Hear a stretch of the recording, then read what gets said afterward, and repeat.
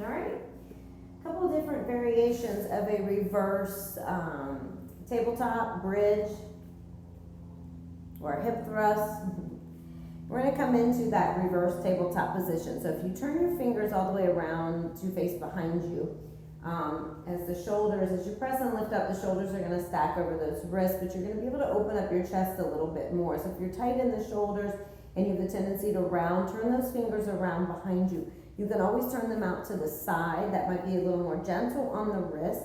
And if you feel that you can still open up enough and it's more comfortable, you can turn the fingers to face your hips. But we'll rise up into that reverse tabletop with the knees over the ankles or the midfoot.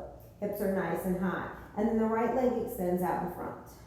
And then keeping the hips high, the glutes nice and tight, and the front of the pelvis lifted, we can float that right leg up and then lower it back down. Hover it or gently tap it.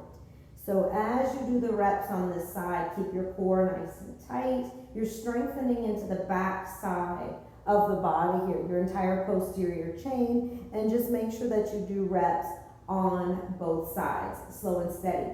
So then there's one more version here, and we'll start in that same position, but the right leg is going to extend straight out with the knees in line. We'll come back to that position after each rep. We pull the knee into the chest, again keeping the front of the pelvis lifted so the tailbone is tucked under and the left glute is nice and tight because we're pressing through that left heel. So we make sure to do our reps on both sides, slow and steady with control. Hope you enjoy them.